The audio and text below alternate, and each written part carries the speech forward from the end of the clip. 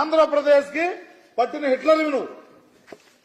నేను వదిలించుకున్నారు 2019లో, మళ్లీ 24లో మరింత దారుణంగా నేను ఓడించి నేను బయటకు పంపిస్తారు. రెండోది, ఈ బుగ్గన గారి మీద అనేక రకాలుగా ఆరోపణలు చేశారు.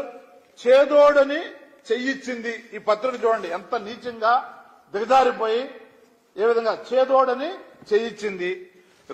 నిన్న ఎగ్గొట్టి రేపిస్తారట. నువ్వు కదా దీనికి కారణం. కోర్టుకు వెళ్తావు, ఎలక్షన్ కమిషన్కి వెళ్తావు, ఇల్లు ఇవ్వకుండా కోర్టుకెళ్లి అమరావతిలో గాని, వైజాగ్లో గాని, అక్కడ కడపలో గాని, పులివెందుల్లో గాని పేదవాడికి ఇల్లు ఇస్తుంటే నీ కడుపు మంటతో వాడు ఎట్లా ఇల్లు ఉంటాడు? ఇల్లు ఇవ్వకుండా ఆపింది నువ్వు కదా. 2 సెంట్లు ఇల్లు ఇస్తానని 1 సెంటు భూమి ఒక్క మనిషికి కూడా ఇవ్వకుండా ఎగ్గొట్టింది నువ్వు కదా 2019లో గాని 14లో గాని. తర్వాత క్యాండిడేట్స్ మీద తిరుపతి పరిపై కూటమి గురి. ఎవరికి కొమ్ము కాస్తున్నావు? అందరికీ సమానంగా మాట్లాడాలి.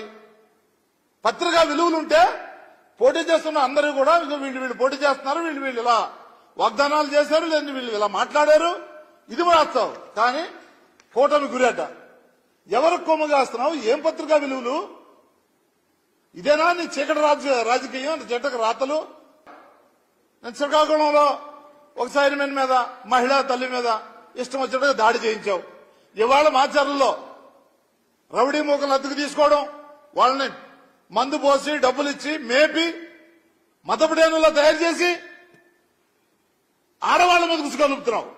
నీది రౌడీ రాజకీయం, నీది గూండా రాజకీయం, నీది హత్య రాజకీయం. వీటంటికి కారణం నువ్వే.